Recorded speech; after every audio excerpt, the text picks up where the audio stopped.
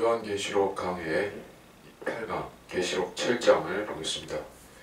이 일들 후에 내가 보니 네 천사가 땅의 네 모퉁이에 서서 땅의 사방에서 부는 바람을 붙잡아 그 바람이 땅이나 바다나 어떤 나무에도 불지 못하게 하더라. 또 내가 보니 다른 천사가 동쪽에서 올라오는데 살아계신 하나님의 인정을 가지고 있더라. 그가 땅과 바다를 손상시킬 권세를 받은 네 천사에게 큰 음성으로 소리질러 말하기를 우리가 우리 하나님의 종들이 그들의 이마에 인장으로 표시할 때까지 땅이나 바다나 또는 나무들을 손상시키지 말라고 하더라.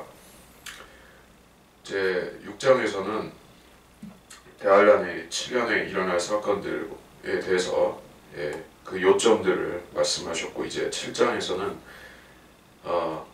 어떤 사건의 전개는 아니고 누군가의 등장을 이야기를 하고 있죠. 그래서 과연 이 14만 4천이 누구이며 언제 나타나며 얼마만큼 활동하며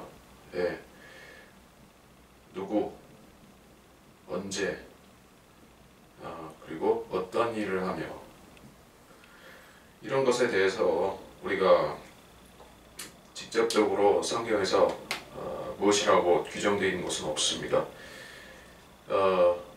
그리고 숫자가 왜 14만 4천이냐에 대해서도 우리가 엄밀하게 말해서 그것이 무엇이라고 규정할 수 있는 것은 없습니다. 게마트리아, 유대인들은 숫자에다 의미를 집어넣죠. 그들의 알파벳에는 그런 것이 있습니다. 그래서 구약은 숫자들로 많은 예언들을 우리가 그 조합해서 볼 수가 있습니다. 신약에서도 그런 것이 있지만 그 신구약 공통된 그런 숫자 개념들이 있지만, 여기서 14만 4천이라고 했을 때 이것은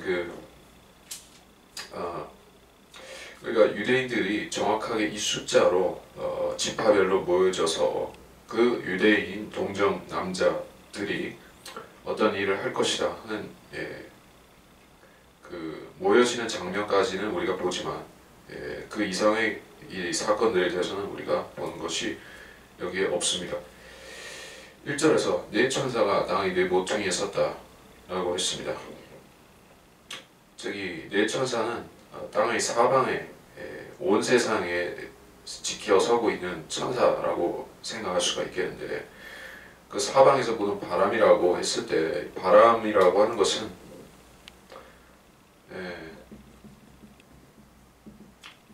권세나 왕국 같은 것을 가리킬 수가 있죠. 사방에서 부는 바람, 그 정치적이고 어떤 군사적이고 어떤 격변이 시작되는 그 지점에 있다는 것이요. 그래서 대환란이 시작되면 이제 잠시 동안 평화로운 시기가 있다가 붉은 말 두 번째 시기가 오면 이제 전쟁이 벌어지죠. 그래서 어쩌면 그러한 그 시간적인 간격을 말을 할 수도 있고, 또는 이것이 교회 시대와 대환란 시대 사이에 있을 그런 중간의 간격을 말할 수도 있습니다. 자, 근데 그것은 우리가 어떻다 확실하게 증명할 수는 없습니다. 어쨌든 그런 정황이 있습니다. 어떤 정황이냐? 이 14만 4천이 등장하는 때는 어떤 전쟁이 벌어지고 있지 않다는 것이요. 어떤 대환란의 7 봉인들이나 또는 7 나팔, 7 호리병 등의 그런 사건들이 본격적으로 진행이 되고 있지 않은 상황이다라고 볼 수가 있습니다. 그래서 땅이나 바다나 어떤 나무에도 불지 못하게 했다라고 하는 것은 이제 대환란은 전 세계, 온 세상에 미치는 대환란이 시작이 되기 전에 하나님께서 잠시 동안 그 사건의 전개를 보류시키시고 14만 4천이 등장할 수 있는 말미를 주셔서 그들이 등장하는 동안에는 어떤 그 사건이 발생하지 않고 있습니다. 자, 그래서 3절에 우리 하나님의 종들이라고 했어요. 자, 하나님의 종들이라고 했을 때 하나님의 종 또는 뭐 선지자 같은 말입니다. 예. 그리고 뭐 여기 사도도 들어갈 수가 있죠. 이게 종이다, 선지자다, 사도라고 할 때 그들은 특수신분, 어떤 특정한 하나님의 목적에 의해서 부르심을 받아 쓰임 받는 사람들을 가리키지 그냥 구원을 받은 사람들을 말하는 것이 아닙니다. 구원받은 사람들은 성도이며 그리스도인이죠. 또 그리스도인 가운데서 하나님의 종으로 쓰임을 받는 경우도 있고 쓰임을 받지 못하고 사는 경우도 있습니다. 카톨릭에서는 성도라는 자격을 특정인에게 제한시키죠. 그래서 세인트라고 했을 때 성자라고 하는 것을 성자 또는 성녀라고 하는 것을 그들은 특별히 그들이 교회에서 인정한 사람들만을 성자 또 성도라고 부르는 것입니다. 그것은 잘못된 것이고 그리스도인은 누구나 거듭났으면 그리스도인 누구나 성도로 불리지만 그러나 사도나 선지자는 따로 있다는 것이요. 물론 하나님의 종도 별개입니다. 하나님의 종은 그래서 대환란 때 활동하는 하나님의 종이죠. 그런 사람들이 하나님의 종들이고 또 그 사람들은 사도들의 능력에 이적들을 행하는 사도들의 은사에 맞먹는 그런 놀라운 능력들을 가지게 될 것이라고 저는 생각을 한 것입니다. 물론 저만 그렇게 생각하는 것은 아닙니다. 주님께서 제자들을 임명하고 이스라엘의 각 고을로 유대의 각 고을로 보내셨을 때 그 장면을 연상해 보면 될 것입니다.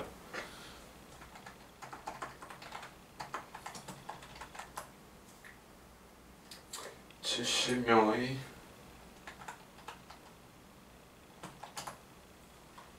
제자들을 보내셨죠. 자, 누가복음 10장을 보겠습니다.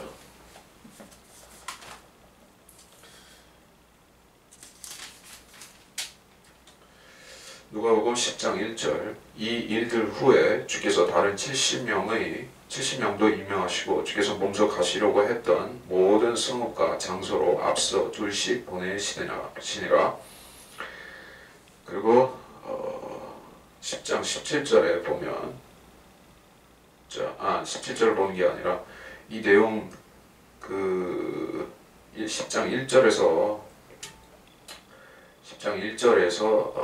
24절까지 쭉 그 단락이 이어지는데 이 70인의 제자들이 가서 하는 일들은 이제 9절에 보면 또 그곳에 있는 병자들을 고쳐주고 그들에게 말하기를 하나님의 나라가 너희에게 가까이 왔다 하라. 자, 병자들을 고쳐주라고 했어요. 이 사람들은 물론 의원을 말하는 것이 아니죠. 의원이 아니라 의사가 아니라 이들은 사도로서 능력을 받아서 기적으로 병을 치유하는 사람들이에요.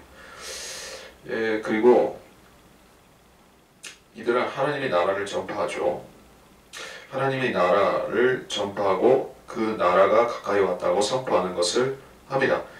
자, 물론 하나님의 나라는 그 영적인 거듭난 사람이 들어가는 그 나라도 있지만은 하나님의 나라라는 것에는 이제 천년왕국 다가오는 천국의 의미도 같이 들어갈 수가 있어요.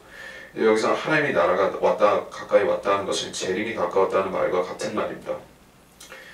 그래서 우리가 이 70인의 제자가 전파하는 메시지가 천국 복음의 그런 메시지와 유사하다는 것을 알 수가 있습니다.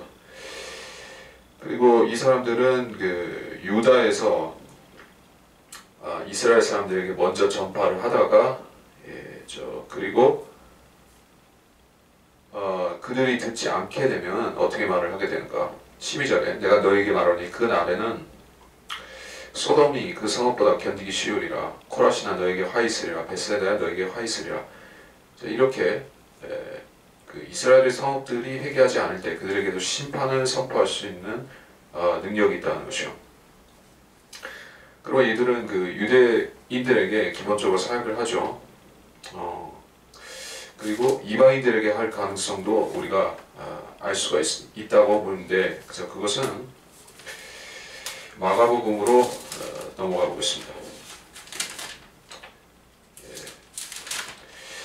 마가복음 16장 15절로부터 또 주께서 그들에게 말씀하시기를 너희는 온 세상에 가서 모든 피조물에게 복음을 전파하라. 믿고 침례를 받는 자는 구원을 받을 것이나 믿지 않는 자는 정죄함을 받으리라. 믿는 자들에게는 이런 표적들이 따르리니 즉 내 이름으로 그들이 마귀들을 쫓아내고 또 새 방언들로 말하리라. 18절에 그들은 뱀들을 집을 것이요 어떤 독을 마실지라도 결코 해를 입지 않을 것이며 병자에게 안수하면 그들이 회복되리라고 하시더라. 자, 이렇게 우리가 누가복음 우리가 10장과 마가복음 16장을 같이 맞춰서 보면 이제 그 유대 성읍에 가서도 전파했지만 나중에 사도들은 그러니까 70인 제자는 유대 중심으로 했지만 나중에 사도들은 온 세상 땅 끝까지 가서 했죠. 그리고 그들은 단순히 우리가 믿고 예수를 영접한 그 로마서의 은혜의 복음만을 전파한 것이 아니라 다른 것도 같이 있었습니다. 새 방언들이라든지 표적들, 뱀들을 짚는다, 독을 마신 또 해를 입지 않는다 등등의 그러한 그 기적들도 행했던 것이요. 그게 사도들의 표적이죠. 그 많은 사람들이 사도들의 표적이 지금은 없어졌는데 그런 것이 왜 없어졌는지, 그것이 지금도 혹시 존재하지 않는지, 방언도 지금 할 수 있는 게 아닌지 없는지 그런 부분에 대해서 많은 사람들이 혼란을 가지고 있습니다. 그러나 혼란스러울 것은 별로 없습니다. 왜냐하면 하나님께서는 이 표적들은 기본적으로 유대인들을 위해서 주신 것이기 때문에 유대인들을 인도하실 때는 이 표적을 사용하시기 때문에 당연히 교회 시대가 끝나고 유대인들을 정금과 같이 연단하여서 환란을 통과시키는 때가 오면 그때는 주님께서 많은 표적들을 사용하시어 유대인들을 인도하실 것이요. 거기에 더불어서 그때 대환란 때 예수를 믿을 이방인들도 표적으로 믿게 될 것입니다. 자, 그런 차원에서 이 14만 4천이 대환란 때 무슨 일을 할 것인가, 유대인과 이방인에게 나가서 기적을 행하면서 복음을 전할 것이다. 이런 것은 우리가 알 수가 있습니다.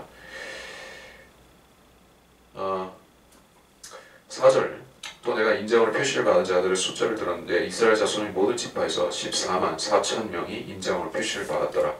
유다 지파에서 1만 2천 명이 인정으로 표시를 받았고 르우벤 지파에서 1만 2천 명이 인정으로 표시를 받았고 갓 지파에서 1만 2천 명이 인정으로 표시를 받았고 아셀 지파에서 1만 2천 명이 인정으로 표시를 받았고 납탈리 지파에서 1만 2천 명이 인정으로 표시를 받았고 므낫세 지파에서 1만 2천 명이 인정으로 표시를 받았고 시몬 지파에서 1만 2천 명이 인정으로 표시를 받았고 레위 지파에서 1만 2천 명이 인정으로 표시를 받았고 이사카알 지파에서 1만 2천 명이 인정으로 표시를 받았고 스불론 지파에서 1만 2천 명이 인정으로 표시를 받았고 요셉 지파에서 1만 2천 명이 인정으로 표시를 받았고 베냐민 지파에서 1만 2천 명이 인정으로 표시를 받았더라.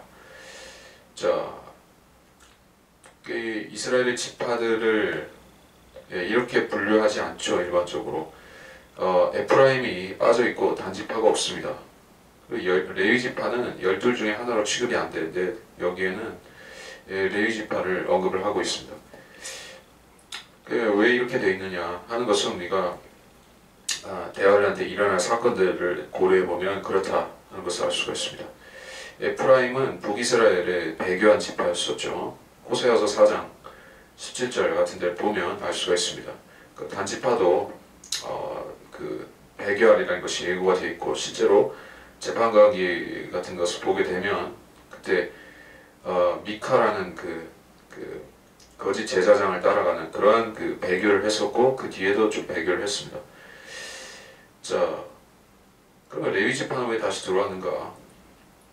12지파 안으로 레위 지파가 들어왔다는 것은 이제 그들이 그 대환란 시대에는 공식적으로 하나님께서 인정하시는 제사장 계급이 아니라는 것이요. 대환란 때는 그 성전이 지어지지만 성전이 다시 더럽혀지죠. 대환란 시대의 성전, 제사장이 복원 제사장과 제사 제도가 일시 복원되지만 다시 배교하게 되는 것입니다. 이것이 3년 반 후에 그 멸망에 가정한 것이 세워질 때 완전히 배교를 하게 되고 그 배교로 말미암아서 하나님께서는 그 예루살렘 성전, 환란시대 성전 또는 제3성전이라고 불리는 그 성전을 더 이상 인정하시지 않게 되는 것이요. 그 자비석은 적그리스도가 차지하고 자기가 신이라고 거기에 자리 잡게 되는 멸망이 가증한 것이 세워지고 적그리스도가 자기 왕자로 선포하기 때문에 이제 하나님께서 거기서 드려지는 어떠한 제사도 어떠한 희생제도 어떠한 예배 경배도 받아주시지 않게 되는 것이다. 그래서 대화란 때는 레위 지파가 할 일이 따로 없다는 것이요. 레위 지파들은 다른 지파들과 마찬가지로 환란을 똑같이 겪고 통과해야 되는 입장이다. 그래서 여기 레위 지파 언급이 되고 있습니다.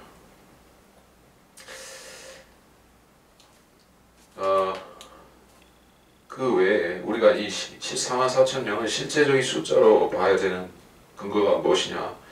실제적이고 분명한 유대인이라는 사실은 우리가 이 본문에서 그저 보고서 알 수가 있습니다. 12,000명씩 언급이 되고 있죠. 정확하게 산술적으로 떨어지는 12,000명씩입니다. 많지도 적지도 않습니다. 자, 이들이 그 어떤 그 상징적인 숫자라고 생각하는 사람들은 그래서 이들이 상징이라고 생각하는 것입니다. 이것이 자연적으로 모여진 숫자라면은 이렇게 12,000씩 딱딱 맞아 떨어질 리가 있겠느냐.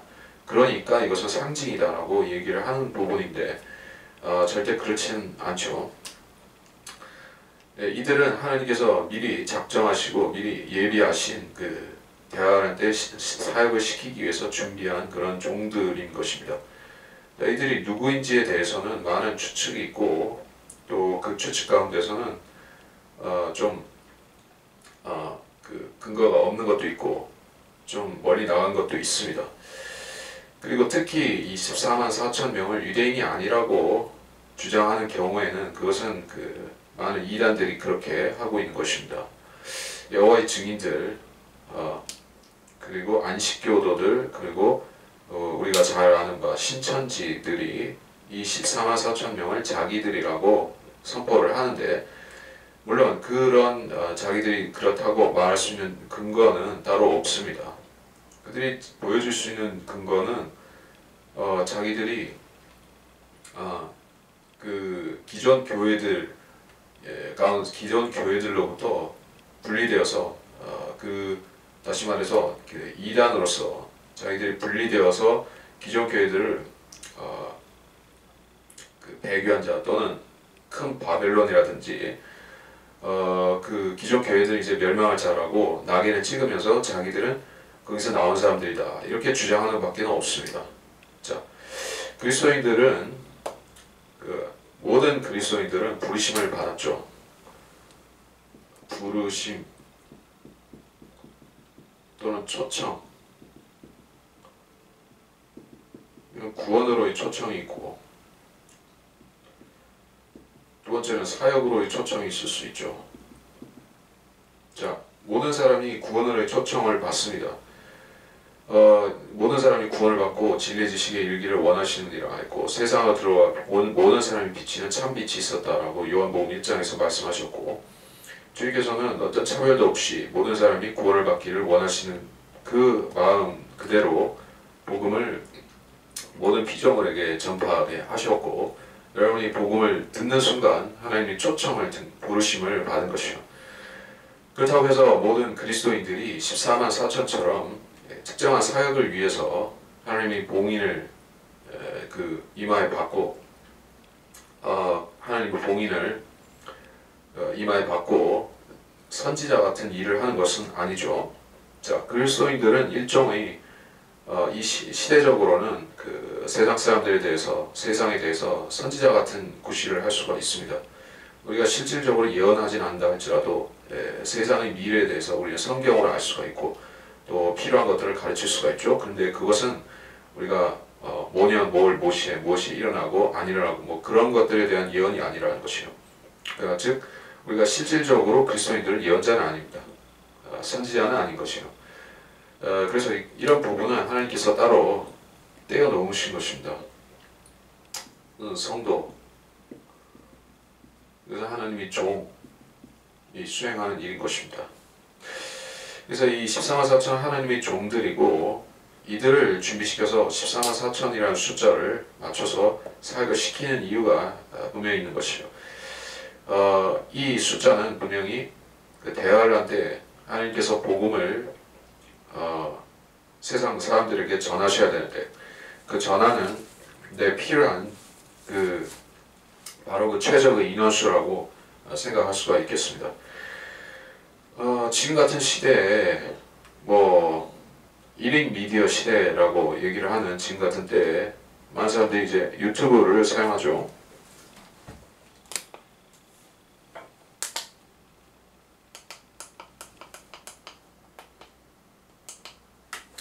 유튜브는 1인 미디어일 뿐 아니라 어떤 공간의 제약을 안 받기 때문에 단시간 내에 수십만 명, 수백만 명이 듣게 하는 것도 가능합니다.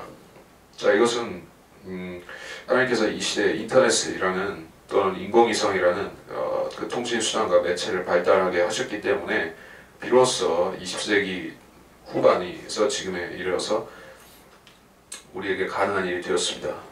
자, 그래서 많은 사람들은 기술에 대해서 환상을 품기도 합니다.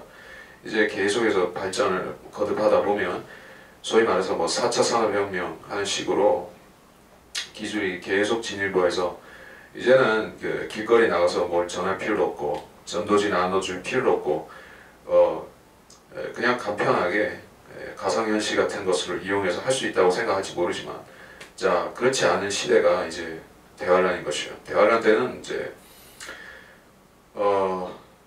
인간들이 만든 기술들이 별로 소용이 없습니다. 왜냐하면 그 사탄이 이 땅에 직접 내려오죠. 그가 능력을 주어서 역사하게 한 그러한 그 거짓 선지자들이 있죠. 적그리스도가 있죠. 그들이 가진 능력은 실로 놀라워서 우리가 13장에서 보게 되면 하늘에서 불이 내려온다든지 그 말 못하는 형상으로 하여금 말을 하고 걸어다니게 한다든지 이런 우리가 지금 뭐 가상현실이나 또는 뭐 공상과학, 사이언스 픽션에서 볼 수 있을 만한 그런 것들이 무시로 일어나는 것이죠. 자, 그렇게 되면 지금 뭐 유튜브나 이런 수단 정도로 가지고 힘들죠. 예, 사람들을 마음을 찔러서 해결시키기 위해서는 그야말로 기적이 필요한 것이요. 예, 그리고 모든 사람들에게 가서 그들에게 전달하기 위해서는 초인적인 능력이 또한 필요한 것입니다. 사도 시대에 그때 복음을 전하는 방식처럼 이제 돌아다니면서 전해야 되는 것이죠. 물론 하나님께서 그들을 어떻게 돌아다니며 전 세계로 그 퍼져서 하게 할 수 있을지 그 부분에 대해서는 우리가 정확하게는 모르는 것입니다. 어쩌면 그들을 하나님께서 들어서 옮겨다 놓으실 수도 있고 뭐 에스겔 선지자가 했듯이 그렇게 할 수도 있습니다. 예. 성령께서 그런 능력을 가지고 하게 하실 수도 있어요. 뭐 또 실제로 성경의 사도행전에는 그 빌립 집사가 그 소위 말해서 축지법 비슷하게 그 시간을 단축해서 거리를 단축해서 달려가고 그런 것이 나오죠. 이런 식으로 할 수도 있다는 얘기예요. 뭐 꼭 이 사람들이 차 타고 열차 타고 비행기 타고 뭐 모대형 6대주를 누벼야 되는 것은 아닐 것이다. 그런 얘기를 제가 하고 싶은 것이요. 또 이들이 그렇게 하려면은 참 힘들겠죠. 더구나 대환란이라는 시기에 온갖 방해 요소들이 있는데 그렇게 한다는 것이 결코 쉬운 일이 아닐 것입니다. 자, 그런 부분에 대해서 우리가 숙제로 남겨놓더라도 9절로 가보겠습니다.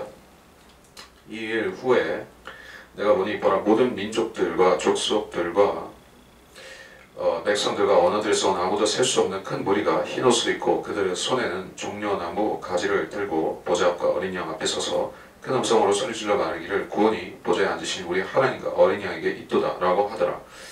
또 그 보좌와 장로들과 내 짐승 주위에 둘러선 모든 천사가 보좌 앞에 얼굴을 대고 엎드려 하나님께 경배드리며 말하기를 아멘. 찬송과 영광과 지혜와 감사와 권세와 능력이 우리 하나님께 영원 무궁토록 있나이다. 아멘 하더라. 그때 장로 가운데 한 사람이 여기까지 읽고 설명하겠습니다. 9절에서 이건 누구를 얘기하는지 우리가 잘 봐야 됩니다. 모든 민족들이라고 했죠. 족속들, 백성들, 언어들이라고 했습니다. 자, 이들은 유대인이 아닙니다.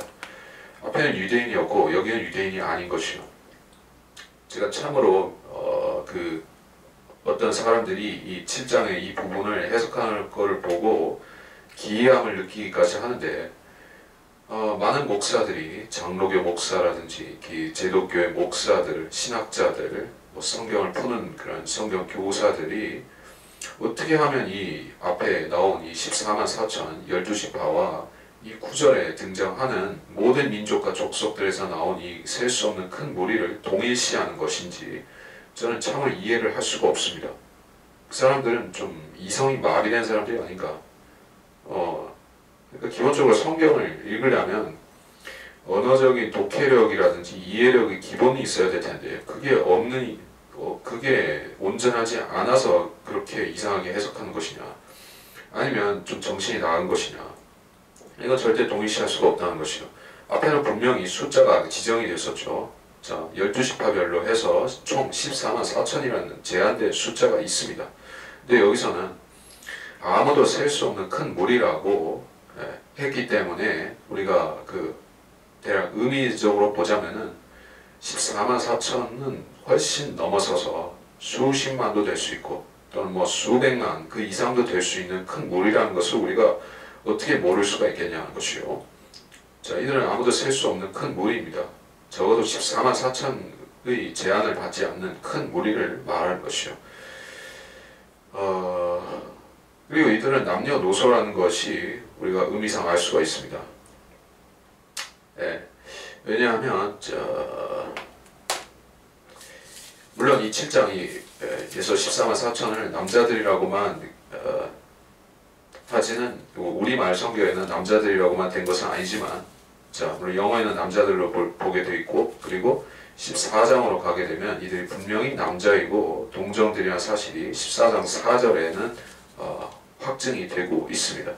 그러나 9절에서는 그런 혼합된 무리라고 했지 동정인 남자들이라는 언급도 없습니다. 그리고 이들은 흰 옷을 입었다라고 말하고 있죠. 14만 4천은 무슨 옷을 입었다 그런 얘기는 없죠. 흰 옷을 입었다는 것은 이제 승리했다는 것이죠. 흰 옷. 이것은 혼인식과 관련되어 있다. 혼인식을 어디서 하죠? 셋째 하늘나라에서 하죠.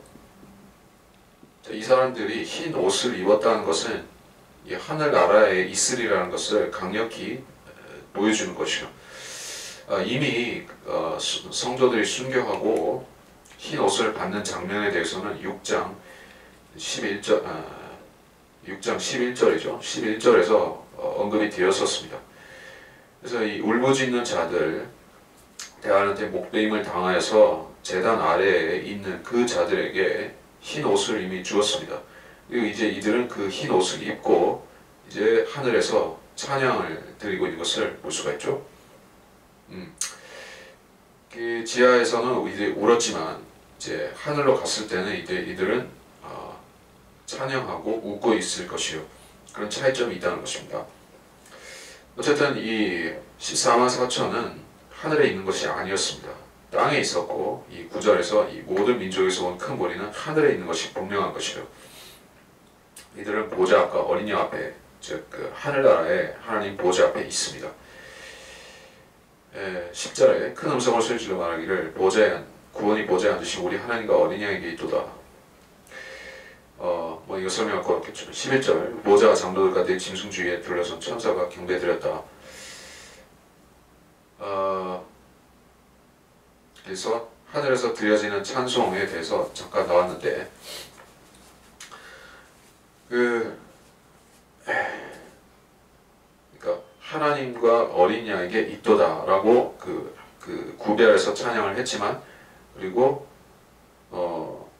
그 찬양은 다시 하나님께 돌려지고 있습니다. 네, 그러니까 그 삼위일체 체계가 그렇다는 것이요.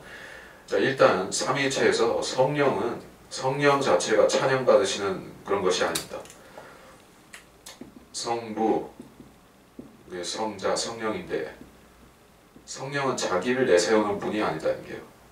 그러니까 자기를 내세우지 않는다. 그래서 성령을 찬양하는 것이 아닙니다. 그래서 모든 그리스도인이 하나님을 높인다, 하나님을 찬양한다고 할 때는 그것은 1차적으로는 예수 그리스도를 말하는 것이요. 1차적인 찬양의 대상. 자, 물론 성부 하나님을 찬양하기도 합니다. 그러나 비중적으로 보자면 우리가 예수 그리스도를 찬양하게 되면 예수 그리스도를 찬양하는 그 찬양이 아버지께로 이렇게 그대로 올라간다는 것이요. 그래서 우리가 예수 그리스도를 경배하면 그 경배는 동시에 하나님께 드릴 수 있는 경배가 되는 것입니다. 그래서 예수 그리스도가 하나님이시다라는 것을 믿는 사람은 이제 내가 누구에게 경배드려야 되는지 하나님께 경배드리고 예수 그리스도께 경배드린다는 것이 이게 충돌하는 것이 아니라는 것을 알 수가 있습니다. 하여간 13절 그때 장로 가운데 한 사람이 대답하여 나에게 말하기를 흰 옷을 입은 이 사람들이 누구며 어디서 왔느냐 하기에 14절 내가 그에게 말씀드리기를 주여 당신이 아시나이다.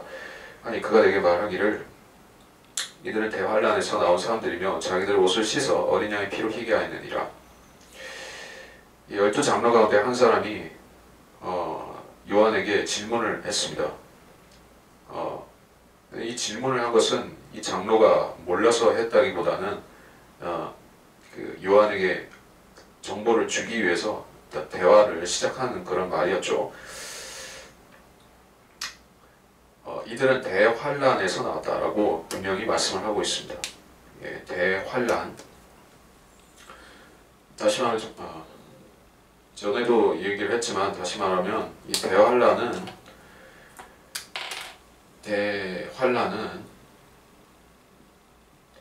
3년 반입니다. 그리고 후 3년 반이라고 부르는 기간입니다. 왜냐하면 다니엘의 70주는 7년이기 때문이죠. 대환란이라고 할 때는 그것은 전 3년 반을 가리키지 않습니다. 다시 말해서 이 14만 4천은 이제 아마도 제 7년이 시작할 때 부르심을 받아서 사역을 하겠지만 이 큰 무리라는 자들은 이제 후 3년 반의 어떤 기간에 죽어서 땅 밑에 있다가 주님께서 그들을 휴거로 끌어올리시면 그때 그들이 올라가는 것이요. 그래서 자연히 이 사람들은 환란 성도들은 후 3년 반에서 나오는 사람들인 것이요. 그래서 대환란에서 나온 사람들이며 자기들 옷을 씻어 어린 양의 피로 희게 하느니라. 자, 뭐라고 했냐? 이들은 예수님을 믿어서 우리처럼 은혜로 구원을 받아서 이 지상에서 살다가 올라간 사람들이라 그렇게 하지 않았죠. 이들은 시기적으로 대환란에서 나왔을 뿐 아니라 그들이 자기들의 구원을 확증하기 위해서 했던 뭔가가 있습니다. 그것은 바로 옷을 씻는 것, 어린 양의 피로 자기들이 옷을 씻는 것, 그것이 있었습니다. 이게 왜 옷을 씻어야 되는가? 옷을 씻지 않으면 더럽혀질 수 있기 때문에 그랬다는 의미겠죠. 자, 하나님께서 주시는 의, 그것은 흰 옷으로 말할 수가 있습니다. 여러분도 흰 옷을 갖고 있을 것이요. 흰 옷. 하나님께서 우리에게 주시는 의, 성도의 의죠. 이 의가 더럽혀질 수도 있습니까? 더럽혀질 수도 있습니다. 그래서 우리가 어린 양의 피로 이 옷을 씻는 것이 우리에게 적용이 가능한 것입니까? 하면 이것은 엄밀히 말해서 불가능한 것이요. 우리가 우리 자신을 씻지만 성도 자신을 씻는 것이죠. 자신을 피로, 어린 양의 피로 씻는다는 것은 가능하지만 흰 옷을, 즉 예수님이 주신 의를 우리가 자기 행위로 씻어서 온전하게 하는 것은 아닙니다. 칭의라고 하는 말은 justification이라고 하는 그 말은 우리가 행위로서 이룰 수 없는 완전한 의를 하나님께서 우리에게 전가해 주셨다. 그리고 그 의는 우리가 선물로서 받은 것이기도 하다는 것이요. 구원을 선물로 받으면서 동시에 하나님의 의도 받은 것이요. 그래서 우리가 하나님의 의를 보존하기 위해서 뭔가를 해야 될 필요는 없습니다. 예. 우리가 행위를 바르게 한다는 것은 우리의 그 구원받은 의를 온전하게 하는 것은 아닙니다. 근데 이 사람들은 자기들의 옷을 씻어야만 했습니다. 그래서 구원이 더럽혀지거나 구원이 상실될 수도 있는데 그것을 어린 양의 피로 씻어서 그걸 방지했다라는 것이요. 그래서 이 사람들은 구원을 우리처럼 예수 그리스도를 믿어서 받는 것은 같지만 그들이 구원을 상실할 수도 있기 때문에 그걸 막기 위해서 계속해서 어떤 행위를 했다는 뜻입니다. 어떤 행위를 했고 또 어떤 행위를 하지 않았다는 것이요. 이들이 해야만 하는 행위는 야고보서에 나오죠. 흰 옷을 깨끗게 하는 것은 야고보서에 주로 나오고, 그들이 하지 말아야 되는 것은 이제 계시록 13장에 그 적그리스도의 표를 줄 때 그걸 받지 않는 그런 행위를 그 표를 받거나 그 짐승의 형상에 절하는 그 행위를 거부해야 되는 것이죠. 그러면 그들은 흰 옷을 지키고 하늘나라로 간 것입니다. 그래서 이제 행위가 필요한 구원이냐 행위가 전적으로 필요 없는 구원이냐 하는 그 차이점을 보면 되는 것입니다. 여러분의 구원 외에 행위가 조금이라도 필요하다고 믿었다면 여러분 아직 구원을 못 받고 살고 있습니다. 네, 실질적으로 기독교인들이라고 하는 사람들 가운데서 100% 믿음만으로 구원을 받아서 믿음만으로 하늘나라 간다고 그렇게 자기를 간증할 수 있는 사람이 사실은 그렇게 많지가 않습니다. 물론 은혜로 구원을 받았으면서도 행위에 관한 교리로 혼란에 빠진 사람도 있지만은 더 많은 사람들은 그 온전한 그 은혜 구원 자체, 은혜로 받는 구원 자체를 안 받은 사람들이 더 많습니다. 그래서 그런 사람들은 지금도 구원을 받지 못하고 언제고 죽어서 지옥에 갈 수밖에 없는 처지이고, 더더군다나 대환란 때 가게 되면 이제 구원을 믿음만으로 받을 것이 아니라 이제 믿음과 행위가 있어야지만 그들이 대환란을 끝까지 견디고 또는 목잘림을 당해서라도 그들이 하늘나라로 갈 수가 있는 것이지, 이 대환란 때는 이제 행위가 없으면은 완전히 지옥에 가는 것입니다. 그 사람들은 지금은 오직 믿음인데 왜 대환란 때는 행위도 들어가느냐 하는 것에 대해서 이해를 도대체 못하는 것이 참 안타까운 일인 것입니다. 네, 그렇습니다. 많은 사람들이 왜 구약시대에서 이제 신약으로 넘어오면서 믿음에서 행위로, 이제 행위에서 믿음으로 완전히 시대가 바뀌었는데, 이 바뀌었으면 딱 거기서 끝나야 되는 것이지 왜 또 구약시대처럼 믿음도 있고 행위도 있고 그런 시대로 다시 돌아가는 것이냐라고 혼란스럽게 생각을 합니다. 그러나 우리가 자세히 보면 사실 온전히 구약으로 돌아가는 것도 아니죠. 구약시대는 예수님을 믿는다는 것도 없었는데 이제 대환란 시대는 예수도 믿고 라는 것이 들어가기 때문에 구약하고 똑같지가 않습니다. 구원을 받는 것은 예수 그리스도를 믿고 구주로 영접하는 것이지만 이제 그들이 그 행위를 필요로 하는 것은 구원의 보장을 하나님께서 안 주시기 때문에 그렇다는 것이요. 결국에 그 환란 시대와 지금의 교회 시대를 나누는 결정적인 차이점은 바로 이제 구원의 보장이 되는 것입니다. 구원의 보장. 자, 그래서 많은 사람들이 뭐라고 합니까? 영원한 구원. 한 번 구원은 영원한 구원. 자, 이 말을 하는 사람들은 안 믿는 사람들이 그렇게 주로 얘기를 합니다. 그 사람들은 한 번 구원은 영원한 구원이라고 하면서 그 말 자체에 비아냥과 냉소와 비난과 또 불신을 담아서 그렇게 얘기를 합니다. 그러니까 자기들은 한 번 구원은 영원하다고 믿지 않는다는 뜻으로 그렇게 얘기를 하는 것이요. 자, 그런데 우리가 구원의 영원한 보장이라고 하는 것이 단순히 한 번 구원은 영원한 구원, 그렇게 맹목적으로 우리가 구원을 절대 놓치지 않는다고 그렇게 맹목적으로 믿는 것입니까? 그게 아니죠. 우리는 이 사실을 알고 믿는 사람들은 구약과 신약 그리고 대환란에 관련된 성경 구절들 이런 것들을 앞뒤로 맞추고 비교해보고 그 차이점과 이런 것들을 알아보니까 이럴 수밖에 없다.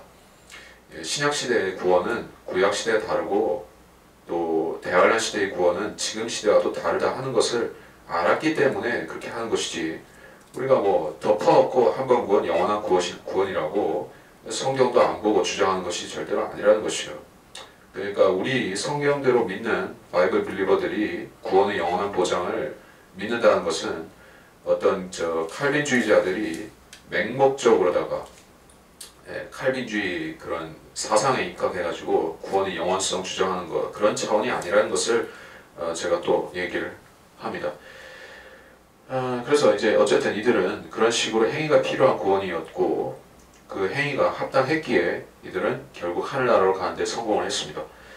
우리하고 다르게 그렇게 되었습니다. 15절, 그러므로 그들이 하나님의 보좌 앞에 있으며 그의 성전에서 그를 밤낮 섬기고 보좌에 앉으신 분께서 그들 가운데 거하시리라. 그들이 다시는 굶주리지 아니하고 다시는 목마르지도 아니할 것이며 태양이나 어떤 열기도 그들에게 내리쬐지 못할 것이라. 이는 그 보좌 가운데 계신 생명의 그 보좌 가운데 계신 어린 양이 그들을 먹이시고 생수의 샘들로 인도하시며 하나님께서 그들 눈에서 모든 눈물을 씻어주실 것이기 때문이라고 하더라. 자, 이들에 대해서 좀 더 설명이 나옵니다. 세 구절에 걸쳐서 이들이 어떤 상태에 있게 될 것이다. 이들에게 할애된 그 구절 수를 감안을 하게 되면, 이들의 묘사에 관련된 구절 수를 감안하게 되면 이들은 그렇게 다른 어떤 성도들의 묻어서 갈 존재가 아니라 이들은 중요하다는 것을 알 수가 있어요. 대환란 시대 구원받는 사람들이 그 자체가 이들인 것입니다. 제일 중요한 사람들이죠. 그러니까 다시 말해서 요한계시록에서 하나님이 보실 때 제일 중요한 사람들이 14만 4천과 이 환란시대 구원받은 이 성도들인 것입니다. 이 사람들이 하나님께서 연단해서 끄집어내는 사람들이고, 나머지 사람들은 그 지상에 남은 유대인들이라든지 그 잔존하는 이방인들이라든지 그런 사람들은 어차피 양과 염소로 나눠지고 그렇게 되겠죠. 근데 이 사람들은 퍼펙트하게 구원을 받은 사람들로서 결국 이 사람들은 계시록 20장에 보게 되면 왕들과 제사장들로서 왕권을 가진 통치자들로서 대환란이 끝나고 재림 이후에 이제 천년왕국에서 통치자들로서 이 땅에 군림하게 되는 자들일 것입니다. 근데 15절에 대해서 이하의 설명은 좀 좀 미스테리한 것이 없지 않아 있죠. 그럼 이들이 하나님의 보좌 앞에 있고 라고 했을 때 하나님의 보좌 앞에 있으며 라는 것은 땅에 있는 그 예수님의 다윗의 보좌를 말하는 것입니까? 아니면은 문자 그대로 하늘나라에 있는 그 하나님 보좌를 말하는 것입니까? 근데 두 번째로 넘어가서 그의 성전에서 그를 밤낮 섬기고 라고 하는 부분은 이것도 하늘에 있는 성전이냐 또 땅에 세워질 천년왕국 성전이냐 이것도 약간 퀘스천이 될 수 있죠.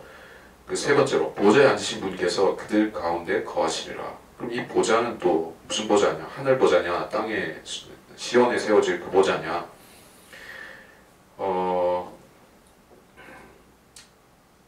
그래서 이 사람들이 환란 성도들이죠. 네, 환란 성도들은 20장에 가면 어디로 옵니까? 땅으로 오죠. 계시록 20장을 잠깐 20장 4절, 또 내가 보좌들을 보니 그들이 그 위에 앉았는데 심판이 그들에게 주어졌더라. 또 예수에 대한 증거와 하나님의 말씀으로 인하여 목배임을 당한 사람들이 혼들도 보았는데 그들은 그 짐승에게나 그 형상에게 경배하지 아니하였을 뿐만 아니라 그의 표를 그들의 이마 위에나 손에도 받지 아니하였더라. 그러므로 그들은 살아서 그리스도와 함께 천년을 통치하더라. 그리스도와 함께입니다. 천년왕국 동안에 그리스도는 하늘에 계신 것이 아니죠. 그리스도는 이 땅에 예루살렘에 계실 것입니다. 그러므로 이 헤아릴 수 없이 큰 무리, 이 성도들은 하늘에서 하늘의 성전에 하나님의 보좌 앞에 있는 것이 그러니까 성부 하나님의 보좌 앞에 있는 것이 아니라 성자 하나님의 예루살렘 보좌 앞에 있게 되는 그것을 우리가 알 수가 있습니다. 그러므로 이 성전은 천년왕국의 그 예루살렘 성전을 말하는 것입니다. 자, 그렇고 16절에 그들이 다시는 굶주리지 않고 목마르지 않고 이렇게 된다. 자, 이 사람들은 우리와 같은 그 초자연적인 천사의 몸을 갖게 될 것이냐 하는 부분에 대해서 우리가 유추해 봐야 됩니다. 물론 궁극적으로 모든 성도들은 우리와 같은 식으로 성화가 되고 영화롭게 될 것입니다. 언제? 영원시대에 가면 그때는 성도들은 다 그렇게 될 것이요. 예, 저는 일단 그런 식으로 생각을 합니다. 그리스도인들은 지금 구원받은 그리스도인들은 일단 휴가 받으면 바로 예수님처럼 몸이 바뀌어지지만, 근데 이 사람들은 뭐냐? 이들이 육신이 부활한 것은 맞지만, 그렇죠? 죽임 당했다가 다시 부활한 것은 맞지만, 그러나 이런 어떤 부분이 제약이 있습니다. 다시는 굶주리지 않냐고. 굶주릴 수도 있는 몸이다라는 뜻이죠. 반어법으로 말하자면은 다시는 목마르지도 아니할 것이며, 자, 마시지 않으면 목이 마를 수도 있는 사람들이다 라는 것이죠. 세 번째, 태양이나 어떤 열기도 내리쬐지 못하리라. 우리하고 나중에 변화될 우리하고는 상관이 없는 얘기죠. 몸이 부활해서 예수님처럼 될 우리는 열기에 상관이 없죠. 네, 우리 같은 사람들은 나중에 변화되면 태양의 열기 속에 들어가도 뭐 사우나 정도의 열기도 안 되는 것이요. 근데 이 사람들은 열기하고 상관이 있는 사람들이다 라는 것이요. 사람의 성정, 흙으로 된 육신의 성정을 아직 가지고 있는 사람들이라는 것을 알 수가 있습니다.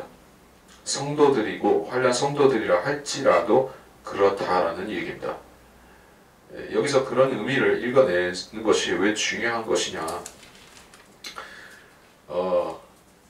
대환란 때 환란을 통과해서 그 끝에 가서 이제 부활하고 지상에 내려온 그 사람들은 이제 통치자이긴 하지만 백성들과 마찬가지로 혈과 육을 가진 사람들로서 통치한다는 것을 우리가 그리스도인과의 차이점으로 알고 있어야 된다는 것이에요. 그리스도인들만이 이제 천사들 같은 입장이 되어서 통치를 할 것이고, 이 사람들은 인간으로서 하는 것이요. 그래서 성전에서 그를 밤낮 섬긴다라고 했죠. 그래서 그 이 성전은 이제 예루살렘 성전을 말하고, 이들은 성전에 항상 출입하는 것이 아니라 항상 거기서 섬깁니다. 그리고 17절에 그 보좌 가운데 계신 어린 양이 그들을 먹이시고 생수의 샘들로 인도하신다. 자, 이것은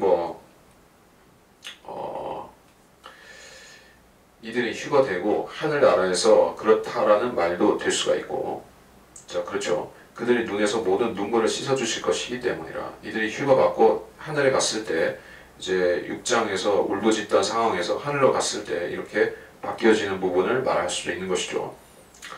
그 보좌 가운데 계신 어린 양이, 이거는 하늘 보좌를 얘기를 할 수도 있습니다. 네, 왜냐하면 이들이 1차적으로 가게 될 곳은 셋째 하늘이기 때문에. 네, 그렇죠. 생수의 샘들이라고 했을 때에도, 자, 이거 생수의 샘들은 이제 이렇게 볼 수가 있습니다. 육신을 회복시키는 그러한 소위 말해서 약수 같은 그런 생수의 샘을 말하는 것이요. 민족들을 치유하기 위해서 필요한 것은 이제 기본적으로 뭡니까? 계시록 22장 2절, 그 도성의 거리 한가운데 그 강의 양편에는 생명나무가 있어 12가지 과실을 내주며 달마다 과실을 내더라. 그리고 그 나무 잎사귀들은 민족들을 치유하기 위한 것이더라. 자, 이런 특정한 용도, 육신의 병이나 어떤 잘못된 것을 나술 수 있는 그런 효력을 가진 나무 잎사귀들이 있습니다. 그리고 물론 1절에서는 22장 1절에서는 생명수의 강이라는 것도 있습니다. 생명수의 샘이나 생명수의 강이나 결국에 이 물도 같은 효력을 가지고 있다는 것을 알 수가 있어요. 이것은 회복시키는, 육신의 어떤 병증이나 이런 걸 회복시키는 걸 말하는 것입니다. 자, 우리는 뭐 그런 저런 것을 통과해서 우리가 온전해지는 것은 아니죠. 그러니까 그리스도인이 육신이 또는 영적으로 전부 온전해지는 사건은 휴가 때인 것입니다. 우리하고 차이점이다. 자, 이제 8장으로 가보겠습니다. 8장을 다 보고 시간이 충분히 될 것 같아서 8장까지 보겠습니다. 8장 1절 어린 양 일곱째 봉인을 여실 때 하늘에 약 반 시간쯤 정적이 있더라. 그때 내가 보니 일곱 천사가 하나님 앞에 섰고 그들의 일곱 나팔을 받더라. 다른 천사가 나와서 금 향로를 가지고 제단에 서서 많은 향을 받았으니 그 모든 성도의 기도와 함께 그것을 보좌 앞에 있는 금 제단에 드리고자 함이더라. 그 향의 연기가 성도들의 기도와 함께 그 천사의 손에서 하나님 앞으로 올라가더라. 그 천사가 향로를 가져다가 제단불을 담아서 땅에 쏟으니 거기에서 음성들과 천둥들과 번개들과 지진이 일어나더라. 그때 일곱 나팔을 가진 일곱 천사가 나팔을 불려고 준비하더라. 그 7장에서 8장으로 이어지는 것이 시간적으로 이어진 것은 사실 아닙니다. 그 7장에 등장한 이 두 부류의 존재들은 대략적으로 이들이 언제 나타난다는 것은 알 수가 있죠. 근데 그 7장이 끝맺을 때 이들은 이제 환란의 휴거를 받아서 하늘로 올라간 그 성도들 얘기를 했습니다. 그리고 일곱째 봉인을 여셨다는 것은 뭡니까? 앞에서 6개의 봉인이 열렸을 때 이제 환란이 쭉 진행이 되다가 일곱째 봉인을 여시면 이제 사건이 사실 종료가 되는 것이 맞죠. 일곱이라는 그 계시록에서 일곱째 봉인, 일곱째 나팔, 일곱째 호리병 이런 식으로 일곱째를 언급할 때는 그 일곱째는 재림의 지점을 말하는 것이요. 지상 재림 지점을 말하는 것이요. 일곱째 봉인을 열었다는 것은 이미 사건이 끝났다는 것이요. 그러니까 일곱째 봉인을 여시면서 이제 새로운 그 사건 전개, 대환란을 또다시 묘사하는 사건 전개가 있게 되었다라는 것으로 이해하면 되는 것이요. 예. 이제 완전히 새로운 단락이 시작된 것입니다. 2절 그때 내가 보니 일곱 천사가 하나님 앞에 섰고 일곱 나팔을 받았다. 이 나팔은 재앙들을 담고 있는 나팔입니다. 그리고 일곱 천사가 언제 등장해서 언제 나팔을 불게 될지에 대해서 우리가 아는 부분은 없습니다. 3절 다른 천사가 나와서 금향로를 가지고 제단에서 향을 받았다. 성도들의 기도가 이 향이죠. 그러면 이 성도들은 그리스도인을 얘기를 하는 것일까요? 아니면 환란 시대의 성도들을 말하는 것일까요? 근데 이 기도의 응답이 무엇이냐를 보면은 우리가 알 수 있을 것 같습니다. 뭐냐하면 이 성도들은 계시록 6장 10절에 울부짖으며 우리를 죽인 그들을 심판해 달라고 했던 그 자들의 기도와 같은 기도라고 볼 수가 있겠습니다. 다시 말해서 이 나팔을 불게 되는 그 시점은 그 대환란, 즉 후 3년 반으로 넘어간 어떤 시점이라는 것을 알 수가 있습니다. 후 3년 반의 그 어떤 시점인지에 대해서는 정확하게 알 수가 없지만 후 3년 반이라는 것은 알 수가 있어요. 그래서 이 나팔 재앙은 후 3년 반에 일어날 재앙입니다. 그래서 5절에 향로를 가져다 제단불을 담아서 땅에 쏟으니 음성들, 천둥들, 번개들, 지진이 일어났다. 자, 그러면 이것은 그 일곱 나팔의 재앙과는 별개라는 얘기겠죠. 그 일곱 나팔의 재앙을 선도에서 알리는 그런 전조격인 사인이 일어났다라고 볼 수가 있겠습니다. 그 지진이 일어났다는데 큰 지진, 엄청난 지진이라고 그렇게 얘기를 하지는 않았습니다. 그러니까 번개들, 천둥들, 음성들을 했으니까 주로 들리는 소리 위주로 생각을 하면 될 것이요. 이게 더 의미하는 깊이 의미하는 바가 뭐가 있을까? 그거는 사실 우리가 퀘스천이긴 한데 어쩌면은 이 음성들과 천둥들과 번개들과 지진이다 하는 이 부분은 누군가가 이때 부활을 한다든지 또는 뭐 이들이 휴거가 된다든지 그런 사건을 가리킬 수도 있습니다. 그러니까 그 7년 환란의 중간 정도의 어떤 휴거가 있을 수가 있는데 그것은 아마도 14만 4천 명이 하늘로 올라가는 그것과 관련이 될 것이요. 그래서 그런 것이 아니냐 하는 추측이 좀 가능합니다. 근데 정확하게 뭐라고 나오진 않고 이런 징조들만 나왔습니다. 6절 그때 일곱 나팔을 가지 일곱 천사가 나팔을 불려고 하는데 7절 첫째 천사가 나팔을 부니 피가 섞인 우박과 불이 따르더라. 그것들이 땅에 쏟아지니 나무의 3분의 1이 타버리고 모든 푸른 풀도 타버리더라. 예, 이게 뭡니까? 피가 섞인 우박과 불이다. 이게 피가 문자적인 그 어떤 죽은 동물이나 사람의 피를 의미를 하는 것이냐? 그럴 수도 있습니다. 자, 우박에는 우리 사람들이 일반적으로 생각하는 우박이라는 것은 그냥 그 얼음이 단단하게 굳은 얼음 덩어리가 떨어진다라고 그렇게 생각을 하죠. 근데 사실은 우박 속에는 많은 그 유기물들이 들어있곤 합니다. 또 뭐 박테리아 아니면 뭐 미생물이라든지 곤충이라든지 뭐 여러 가지가 다 그 섞여 들어갈 수가 있는 것이 우박이라는 얘기예요. 그러니까 피가 섞인 우박은 가능하다는 얘기예요. 근데 여기서 불이 따른다는 것은 조금 이해가 어렵죠. 우박하고 불이 어떻게 같이 내릴 수가 있나 이렇게 생각을 합니다. 그러나 이것은 이것이 초자연적인 우박이라는 것을 감안할 때 충분히 가능하죠. 왜냐하면 이제 출애굽기에서 불이 땅을 달렸다는 그런 대목을 제가 찾아보면 우박이 내렸다. 출애굽기 9장 23절 모세가 하늘을 향하여 그의 손을 막대기를 뻗치니 주께서 천둥과 우박을 보내시고 불이 땅 위로 달리더라. 주께서 이집트 땅에 우박을 내리시니 9장 24절에서는 그러므로 우박이 내리는데 매우 심한 불이 우박과 섞여 내리더라. 이집트가 나라가 된 이래로 이집트 온 땅에 그와 같은 것은 한 번도 없었더라. 자, 23절에서 불이 땅 위로 달렸다는 것은 이제 번개가 수평으로 치는 것을 말하는 거예요. 이제 그런 현상은 종종 일어납니다. 자연계에서 번개는 일반적으로 위에서 아래로 내리꽂는 것이 번개이긴 한데 수평적으로 치는 경우도 있어요. 그런 번개를 말할 수가 있는데 번개는 다른 말로 하자면 이렇게 불을 일으키는 그런 불이죠. 불 자체죠. 그러니까 불이 우박과 함께 섞여서 내렸다는 것은 엄청나게 심한 번개가 같이 섞여서 친다라고 볼 수도 있겠습니다. 그 번개가 그 우박에 불을 붙일 수도 있는 것이요.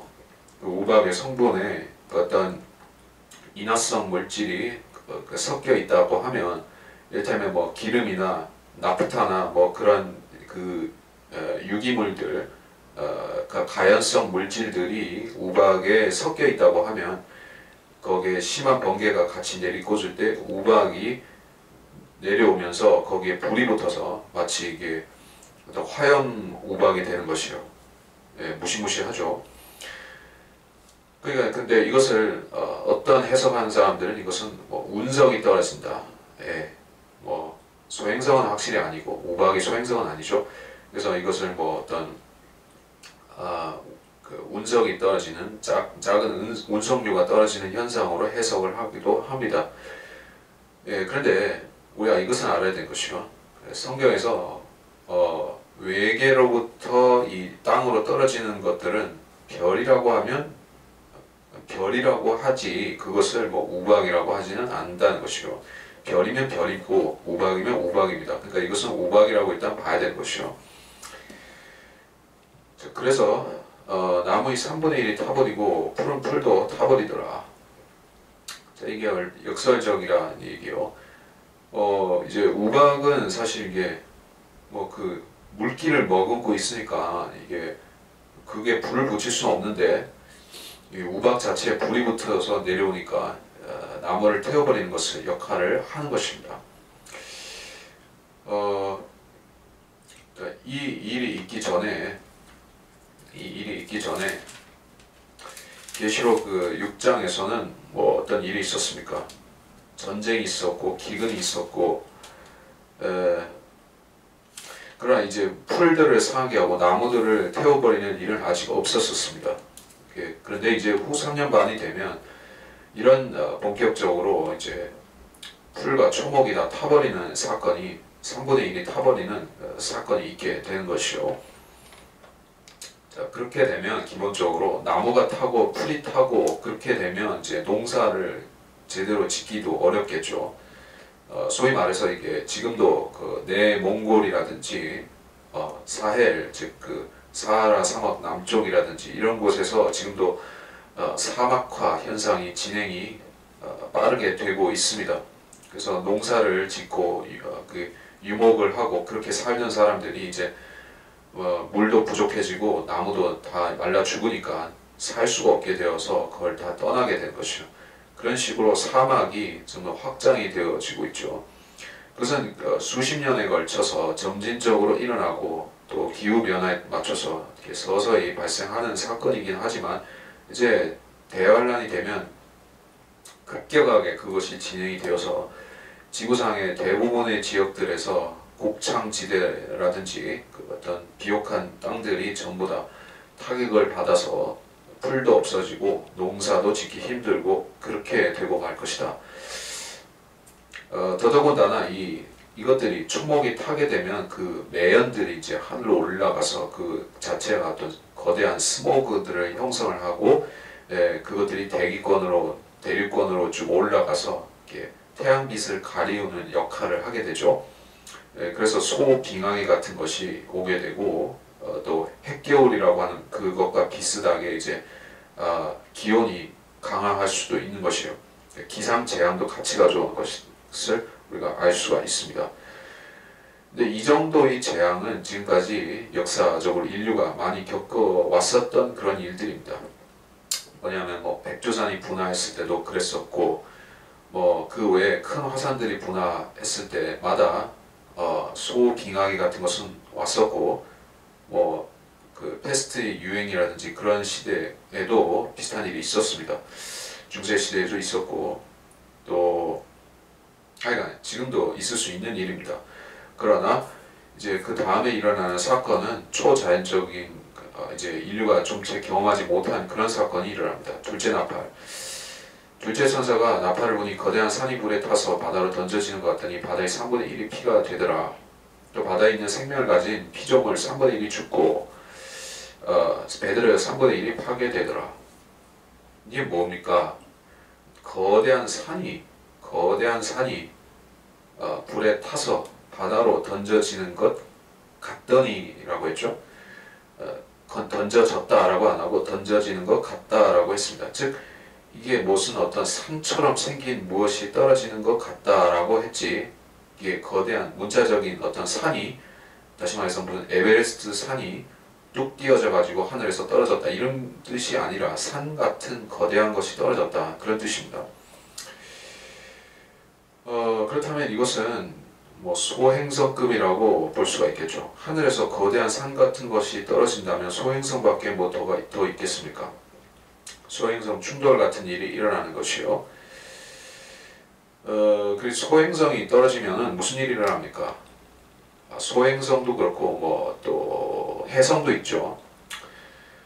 사실 뭐 해성은 이렇게 얼음 덩어리로 되어 있고 그 얼음 덩어리는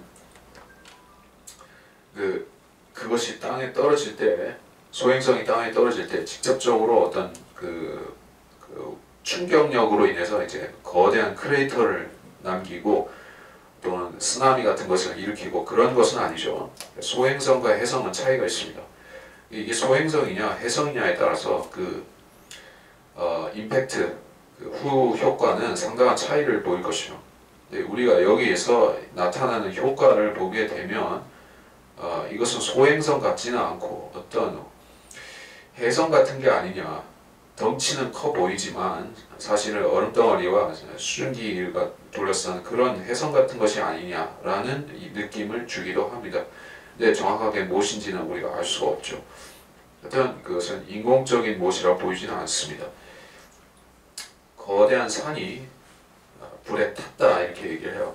자, 물론 소행성이든 해성이든 이 대기권을 통과해서 내려오면 엄청난 그 마찰열에 의해서 이제 불이 붙겠죠. 그래서 활활 타는 모습으로 떨어지는 것은 맞지만, 예, 이 바다로 던져지는 것 같다라는 말에서 우리가 무엇을 알 수가 있습니까? 그것이 이게 바다에 닿기 전에 사라진 것 같은 느낌을 주는 것이요. 자, 그렇죠. 해성이 그렇게 사실 얼음덩이지만은 이게 불타서 내려오는 동안에 다 이게 용해가 되고 이제 그 성분이 분해가 되고 할 것이기 때문에 지면에 닿게 될 때는 그렇게 큰 크기가 아닌 것이요. 그러니까 엄청난 기세로 막 떨어지는데 그 수면으로 떨어지는 거 보니까는 거대한 뭐 쓰나미가 일어나는 게 아니라 별로 보이지 않는다는 것이요. 어떤 임팩트. 다시 말해서 뭐 그 영화도 있죠. 딥 임팩트라고, 또는 뭐 아마겟돈이라는 뭐 헐리우드 영화도 있죠. 그런데 보면 엄청난 쓰나미를 발생시키는 그 소행성 충돌을 볼 수가 있습니다. 근데 그런 식으로 무엇이 되는 게 아니라 쓰나미 대신 바다의 3분의 1이 피가 되는 것을 볼 수가 있어요. 피가 되었다. 그러니까 다시 말해서 어떤 이 별은 독성 물질을 담고 있다가 그것이 떨어지는 순간에 그거를 확 퍼뜨린다는 뜻인 것입니다. 바다를 오염시키는 그런 물질을 담고 있습니다. 그것은 어쩌면 방사능 같은 것일 수도 있어요. 외계 방사능을 말하는 것입니다. 그러니까 지금 뭐 헨리 해성이라든지 여러 해성들이, 아이손이라든지 해성들은 그 자체의 독성을 담고 있습니다. 무엇인지 정확하게 알 수는 없지만 그러한 그 해성들에는 방사능 물질이 들어있을 수도 있습니다. 외계 방사능이죠. 그것이 이 땅에 떨어지게 되면 마치 그 원자로가 터지고 그 원자로에서 방사성 물질이 퍼지는 것과 같은 효과를 낼 수가 있다는 것이요. 그게 바다에 떨어지게 되면 어떻게 되겠습니까? 바다 전체가 이제 방사능으로 오염이 되겠죠. 그래서 3분의 1을 망쳐버리는 것을 이렇게 말씀하고 있어요. 바다의 3분의 있는 생명을 가진 피조물 3분의 1이 죽고 배들의 3분의 1이 파괴되더라. 자, 이 떨어지는 이 별의 폭풍도 적지는 않았습니다. 그래서 배들도 파괴를 시킵니다. 그러면서 또 그 생물들도 같이 죽이는 것이요. 이 배들의 3분의 1이 어디에 있는 배들인지는 우리가 정확하게 모르죠. 근데 이렇게 되기 위해서는 아마도 지중해는 아니라는 게 뭐냐면, 이게 지중해에 떨어졌으면 배들의 3분의 1이 파괴되기는 어려울 것인데 지중해는 내해니까 그렇다면 뭐 인도양에 떨어졌느냐? 그것도 아닌 것이고, 대서양이냐? 대서양도 아니라고 봐야겠죠. 자, 일단 대서양에 떨어졌으면 미주 대륙이나 이런 그 구대륙의 그 유럽과 아프리카가 방파제 역할을 하니까 다른 바다에 있는 배들은 무사해야 될 텐데 태평양 쪽에 떨어진 것이냐, 그렇게 보여지기도 하는 것이요. 그러면 전체 바다에 다 파장이 미쳐가지고 3분의 1 정도가 침몰할 수 있겠죠. 네, 뭐 그건 정확히는 알 수가 없습니다. 어때 해성이 떨어지든 소행성이 떨어지든 간에 이것은 환경 재앙을 가져오고, 10절을 보겠습니다. 셋째 천사가 나팔을 보니 하늘에서 등불처럼 타는 큰 별이 떨어졌는데 그것이 강들의 3분의 1과 물들 원천에 떨어지더라. 그 별의 이름은 쑥이라고, 물의 3분의 1이 쑥이 되니 그 물이 쓰게 되면 인하여 많은 사람이 그 물로 죽더라. 이게 무슨 말입니까? 앞에서의 별은 거대한 산 같았는데 이 10절에서는 등불처럼 타는 큰 별이라고 또 얘기를 하고 있습니다. 사실 좀 헷갈리는 부분이죠. 이거는 해성이 확실한데 앞에 것도 해성처럼 보이기도 했고, 앞에 거는 소행성이고 이거는 해성이냐?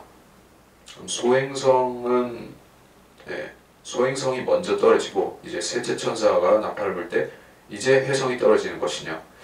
정확하게는 모르겠습니다. 근데 10절에서는 확실히 해성을 말씀하고 있고요. 이건 소행성이 아닌 것은 100% 확실합니다.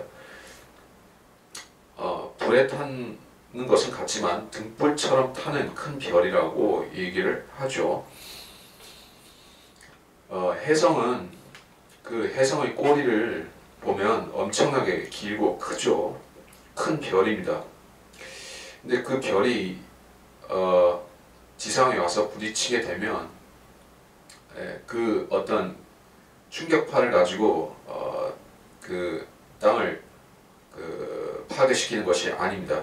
혜성이 만약에 떨어진다고 하면 그 꼬리에 담고 있는 여러 가지 성분들이 땅에 쫙 퍼지는 것이요. 예. 지금 화학전에서 이제 화학 무기를 떨어뜨리고 퍼뜨리듯이 되는 것입니다. 그래서 그것이 강들의 3분의 1과 물들이 원천에 떨어졌다라고 하는 것은 어떻게 된 상황이냐? 이 별이 부스러져서 이렇게 퍼졌다라고 생각을 할 수도 있습니다. 1차적으로. 2차적으로는 그 별의 꼬리, 즉 혜성의 꼬리가 이 대기권에 들어오면서 그것이 물들과 강들의 원천 3분의 강들의 3분의 1과 물들의 원천으로 퍼졌다라고 볼 수가 있습니다. 지금도 어떤 음모론에서는 캠트레일이라고 하는 것을 즉 그 독성 화학 물질을 어떤 정부가 비밀리에 뿌린다라고 얘기를 하죠. 그래가지고 이제 환경을 바꾸고 사람들에게 그 실험을 한다 이렇게 얘기를 합니다. 근데 인위적으로 하는 것 그 수준하고 이제 혜성이 떨어져서 되는 것하고 틀리죠. 그래서 11절에 그 별의 이름을 쑥이라 해요. 쑥. 우리가 먹는 그 쑥이 아니라 여기서 쑥이라는 것은 독을 말하는 것입니다. 어떤 독성을 말하는 것이요. 무슨 독성을 말하는 것인지는 우리가 정확하게는 알 수가 없지만 방사능이라고 볼 수 있는 부분도 있습니다. 왜냐하면 이 물이 오염이 되고 그걸 마신 사람이 죽는다라고 하기 때문에 그렇습니다. 그러니까 혜성이 아름답게 보이지만 그 안에 담고 있는 것은 엄청난 독성 물질들이라는 것을 알아야 되는 것이에요. 사람들은 소행성 충돌에 대해서는 막 무서워합니다. 그는 어느 정도 좀 과장된 측면도 있고 그렇습니다. 실질적으로 소행성이 충돌하면 그 외견상 엄청나 보이겠죠. 예. 그 파지는 구덩이도 엄청나죠. 예. 그 위력도 핵폭탄이 수천 배, 수만 배가 될 수 있겠죠. 근데 그것은 이제 그 충격만 딱 피해갈 수 있으면은 살 수 있는 것이요. 거기서 어느 정도 떨어져 있는 곳에서 그 어떤 쓰나미 같은 곳에 휩쓸리지 않도록 대비만 하고 있으면 소행성 충돌은 견디고 지나갈 수도 있는 일입니다. 바로 꽂히는 그 자리 근처에만 안 있으면 괜찮다. 근데 이 쑥이라는 별이 낙하하는 것은 그런 정도가 아니라 어디에 있든지 간에 물이 오염되어서 죽게 되는 것이요. 이 별의 직접적인 충돌로 인해서 그렇게 죽는 것이 아니라 오염시킨 물로 인해서 죽게 만드는 것입니다. 12절 넷째 천사가 나팔을 부니 그 해 3분의 1과 달 3분의 1과 달 3분의 1 달 3분의 1과 별들의 3분의 1이 강탈을 당하여 그것들의 3분의 1이 어두워지니 낮이 그 3분의 1 동안 비치지 못하고 그 밤도 마찬가지더라. 이거는 뭔지 정확하게 무엇이 나타나고 그런 건 알 수가 없지만 자, 해 3분의 1, 달 3분의 1, 별 3분의 1이 그렇게 됐다. 해만 그렇게 됐다고 하면은 이거는 일식 말하는 것이다 라고 생각할 수도 있겠지만 또 달 3분의 1이라는 것은 월식이다 이렇게 얘기를 할 수도 있겠죠. 근데 별들의 3분의 1이 강탈을 당한다는 것은 대체 무슨 소리냐 이렇게 되는 것입니다. 월식이나 일식하고 상관이 없는 별개의 현상인데 이 세 가지가 한꺼번에 일어난다는 것이 기이하다는 것입니다. 어떻게 이럴 수가 있는 그런 것인가. 네, 이건 사실 우리가 알 수가 없습니다. 어쨌든 그렇게 되어서 24시간 가운데 그렇죠? 24시간 가운데 3분의 1, 8시간이 전혀 햇빛도 없고 달빛도 없고 별빛도 없는 상태가 있게 되는 것이다 라는 얘기요. 이렇게 되면 어떤 인공 조명이 없는 상태에서 이런 재앙을 맞이하게 되면 그 사람뿐만 아니라 동물도 굉장히 혼란에 빠지겠죠. 예, 도시에 사는 사람들 같은 경우에는 소음공해뿐만 아니라 빛공해, 그래서 이제 그 밤에도 빛이 도처에 있습니다. 그래서 빛이 전혀 없다든지 순수히 별빛이나 달빛 같은 자연광에만 의존해야 되는 그런 시골의 분위기와는 사뭇 다르죠. 그런데 이 도시에 사는 사람들이 여러분과 많은 사람들처럼 도시에 사는 사람들이 이제 인공 조명도 없고 달빛도 별빛도 없는 상태에 있게 된다면은 그야말로 이제 지옥 밑바닥에 있는 것 같은 그런 두려움을 느끼게 될 것입니다. 13절 내가 보고 들으니 하늘 한가운데로 날아가는 한 천사가 큰 음성으로 말하기를 땅에 사는 자들에게 화 있으리라 화 있으리라 화 있으리라. 이는 새 천사가 이제 불려가는 다른 나팔 소리들 때문이라 고 하더라. 자, 이 천사는 누구에게 선포하고 누구에게 이 소식을 고지하는 것이냐? 땅에 사는 사람들에게 한다 하는 것을 우리가 당연히 알 수가 있죠. 그렇다면 이 땅에 사는 사람들은 이 메시지를 통해서 이 첫째 천사, 둘째 천사, 셋째 천사, 넷째 천사 이 재앙들이 우연히 어떤 천재지변으로서 일어난 사건은 절대 아니라는 것을 이제 천사를 통해서 고지를 받았다는 얘기죠. 그러니까 천사를 통해서 이걸 알려줬다는 것은 또 뭡니까? 대비하라, 이것을 깨닫고 대비하고 재앙을로부터 피하라는 뜻도 될 수가 있겠죠. 이걸 안 알려주고 이런 소식을 알려주지 않고 그냥 심판하실 수도 있지만 하나님 그렇게 안 하신다는 것입니다.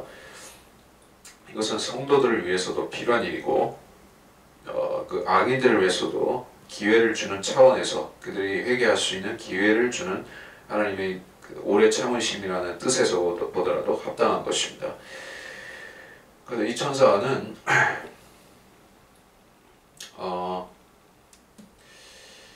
하늘 한가운데로 날아갔다라고 했죠. 근데 날개가 있다는 얘기는 여기 없습니다. 자, 천사는 날개가 없어도 날아갈 수가 있습니다. 여러분이 슈퍼맨이나 아이언맨 같은 것을 보게 되면 아이언맨 수트를 입고 날아가죠. 날개가 있어야지 날아가는 것은 아닙니다. 이 날개는 그 양력을 잘 받기 위해서 그 날개를 달고 날아가는 것인데, 자, 천사나 또 하늘에 다른 영적인 존재가 날기 위해서 뭐 양력에 의존하고 그 어떤 물리 법칙에 의해서 그렇게 날아갈까요? 그렇지 않다는 얘기입니다. 그리스도인들이 휴가받고 셋째 하늘로 가는 그 과정에서 우리가 어떤 비행의 법칙에 의해서 양력과 어떤 중력과 그런 것에 영향을 받습니까? 그렇지가 않죠. 우리는 영적으로 변화된 몸을 입고 가기 때문에 날개를 달지 않아도 충분히 갈 수가 있습니다. 그래서 다시 말해 천사는 날개가 없다는 얘기요. 성경에 천사가 날개가 있다는 얘기는 없고 그룹이 또 스랍이 날개가 있다는 얘기는 있죠. 또 스가랴서 같은 데 보게 되면 악한 영적인 어떤 존재가, 여자 같은 존재가 이제 황새의 날개를 갖고 있는 것은 또 있습니다. 그거는 어쨌든 천사가 날개가 있다는 것에 대한 증거가 아닙니다. 그래서 땅에 사는 자들에게 화 있으리라, 화 있으리라, 화 있으리라. 그리고 땅에 사는 자들은 뭐 성도도 포함을 하겠지만 성도들은 특별히 재앙으로부터 보호를 받는 사람들이라는 것을 우리가 고려를 해야 됩니다. 그래서 이 재앙은 기본적으로 그때 이 환란 시대가 대환란 이 사건들이 펼쳐질 때 땅에 있는 사람들은 무조건적으로 피할 수가 없는 것이요.